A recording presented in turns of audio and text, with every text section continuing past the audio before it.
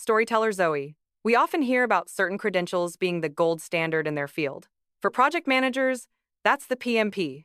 But here's the catch.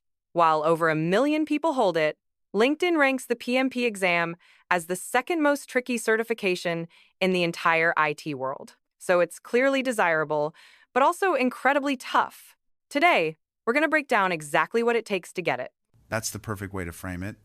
The PMP isn't just a certificate you collect. It's a signal to employers everywhere that you've mastered the ability to manage a project's people, its processes, and its business objectives. That's why it's so valuable. Storyteller Zoe. To be eligible for the PMP exam, candidates must meet specific educational and experience requirements. Those with a secondary diploma or associate degree need 60 months of project management experience within the last 5 years, coupled with 35 contact hours of project management training or a CAPM certification. Alternatively, individuals with a 4-year degree require 36 months of project management experience and the same 35 contact hours or CAPM certification.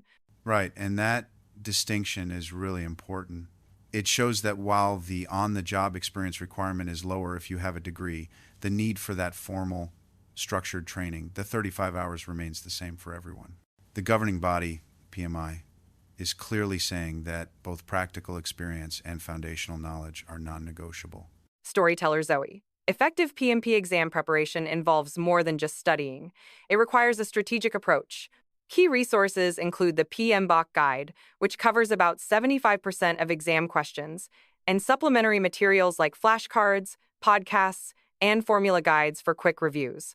Participating in a face-to-face workshop, becoming a PMI member for cost benefits and access to resources, and networking with certified professionals are also highly recommended to reinforce learning and gain practical insights.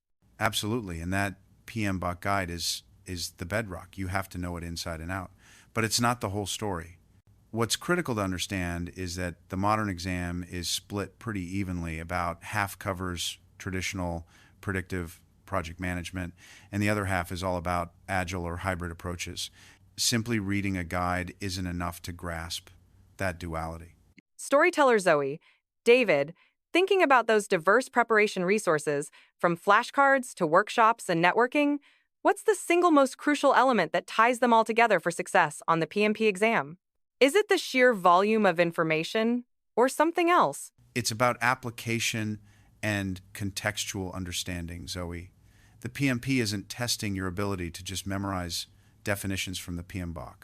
It's testing how you apply those principles to messy real-world scenarios.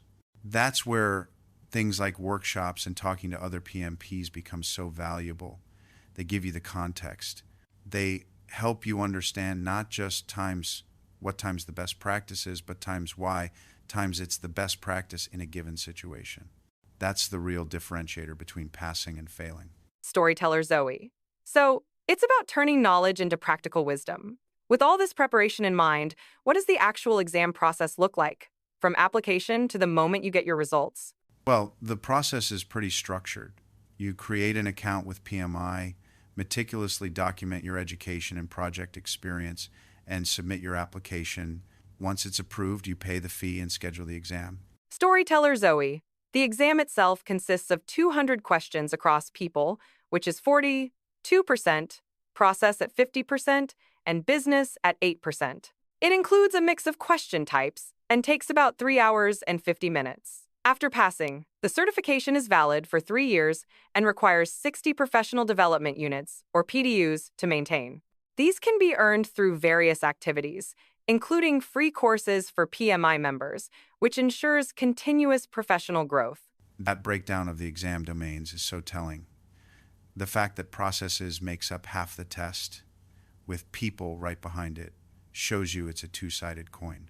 You have to be an expert in the technical side of managing schedules and budgets, but you also have to be a skilled leader who can manage teams, stakeholders, and resolve conflict. The exam heavily reflects that dual reality of the job. Storyteller Zoe. Indeed, it's a comprehensive assessment. So, to sum it all up, if someone is looking to elevate their project management career, what's the single most impactful takeaway from everything we've discussed about the PMP certification? Well, The bottom line is that the PMP is the undisputed gold standard for a reason. It opens doors to career advancement and better pay. But getting there requires a serious commitment. You need a specific blend of hands-on experience and formal training just to be eligible. Then your preparation has to be strategic, grounded in the PMBOK, but enriched with other resources that build real-world context, especially with the exam's focus on both predictive and agile methods. And finally, remember that it's a lifelong commitment to learning. Since you have to earn those 60 PDUs every 3 years to keep it, it's a journey, not just a destination.